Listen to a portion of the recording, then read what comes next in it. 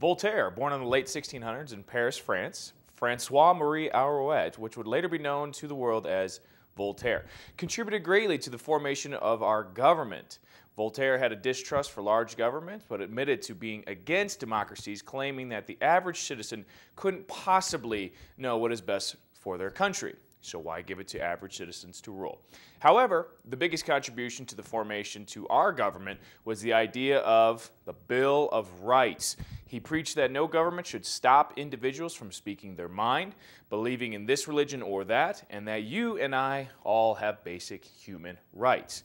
This all stemmed from the fact that Voltaire, growing up in a monarchy, or rather a country ruled by a king or queen, Voltaire ultimately thought the perfect government would grant power to a few elites to rule. But in the end, we accepted his thoughts on the formation of basic human rights. Now, in the name of Bill of Rights, I choose to exercise my freedom of speech by saying very clearly to the whole world and the Bear Creek community that the Detroit Tigers will always be better than the Colorado Rockies. Freedom of speech.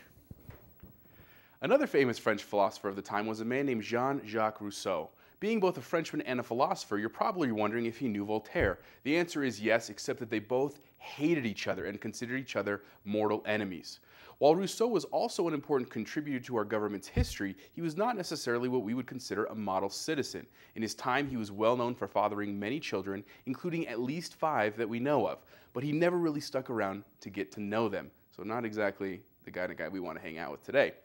While it's rather dark to think about, his indifference towards his children was directly linked to a belief that Rousseau held strongly about the survival of the fittest. Essentially, he thought that deep down, we are all constantly competing with those around us for personal gain, and that only the strong will survive, like that great movie from the 90s.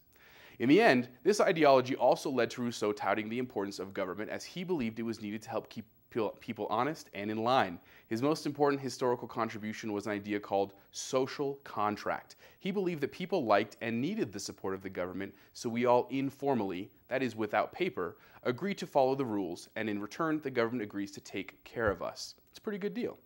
While obscure, this ideal was absorbed by many of our forefathers and put into many of the documents that would eventually create our own United States government.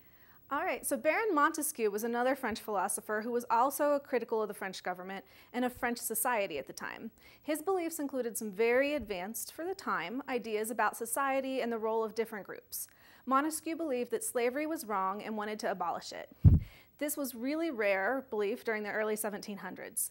He also believed women could and should hold political office and help run the government. So another really rare idea.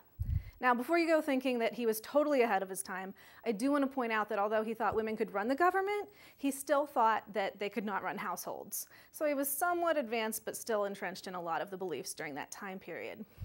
Montesquieu's most important contribution to the U.S. was not about women or slavery, but was about how to set up a good government. He believed no one group should have total power in a government, and that different people and groups should have different responsibilities and powers.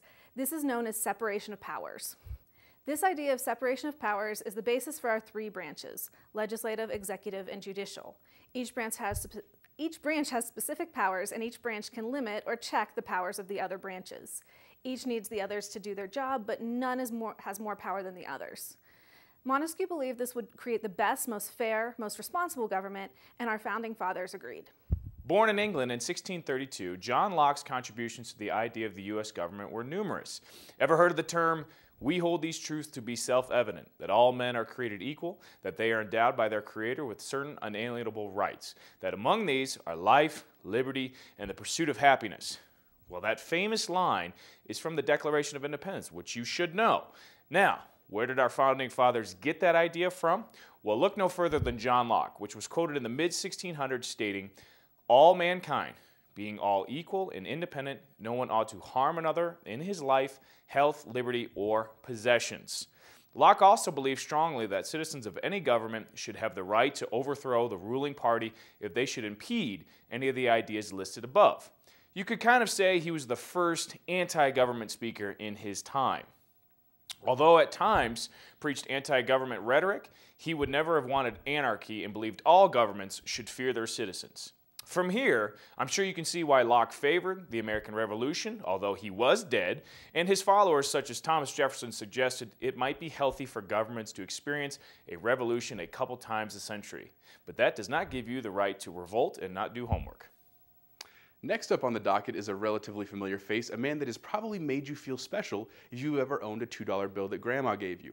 That's right, we're talking about our third president, Thomas Jefferson. Now, this guy did a lot of things in history, but really today we're going to focus on the fact that he was one of the main and most important architects of our Declaration of Independence, a task partially bestowed on him because he had excellent penmanship.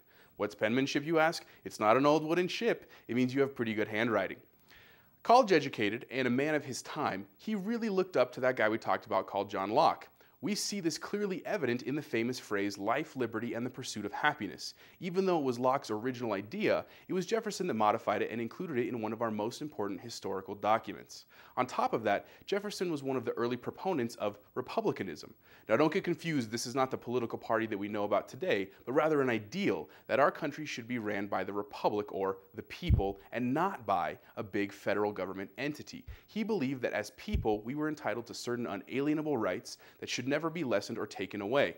In parallel to this philosophy, Jefferson tried to include these ideas in as much of his work as possible, like his work on states' rights, his work on limited presidential power, and even with his idea of the separation of church and state, which we still know today.